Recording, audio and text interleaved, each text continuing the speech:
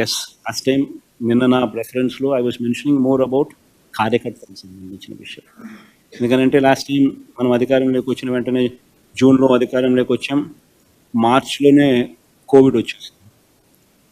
So ఆ తర్వాత 2.5 సంవత్సరము తీవ్ర రాష్ట్రంలో అసలు ఫోకస్ మొత్తము కోవిడ్ మేనేజ్మెంటు, రాష్ట్రానికి సంబంధించిన వనరులు మేనేజ్మెంటు, ప్రజల సంక్షేమము, సేఫ్టీ, వీటి గురించే టైం కేటాయింపులు చేయాల్సి వచ్చింది.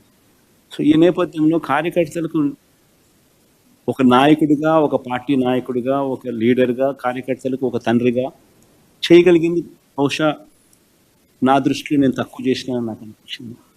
ఎందుకు అనిపించింది అని అంటే ఈరోజు వైఎస్ఆర్సీపీ కార్యకర్తలు ఈరోజు పడతా ఉన్న బాధలు చూసి, ఈరోజు చంద్రబాబు నాయుడు అనే వ్యక్తి వాళ్ళకు పెడతా ఉన్న కష్టాలను చూసి, నిజంగా వాళ్ళను చేస్తూ ఉన్న హెరాస్మెంట్ని చూసి, సో ఇవన్నీ చూసినాక వాళ్ళకు మంచి చేయాలి.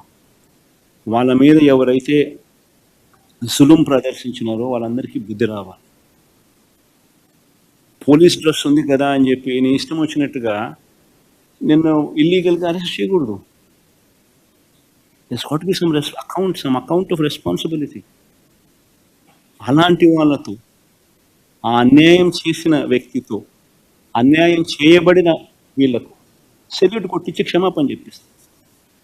ఒకవేళ అలా చేయకపోతే చట్టం ముందు నిలబెట్టించే కార్యక్రమం చేస్తాం. ఇలా ప్రతి ఒక్కరికి కూడా గవర్నమెంట్ అంటే మీకు తోడుగా ఉంటుంది అన్న నమ్మకం కలిగించే విధంగా ప్రతి అడుగు వేస్తాం. వైఎస్ఆర్సీపీ 2 పాలన కార్యకర్తలకు భరోసాగా ఉంటుందని మాత్రం ఖచ్చితంగా. సో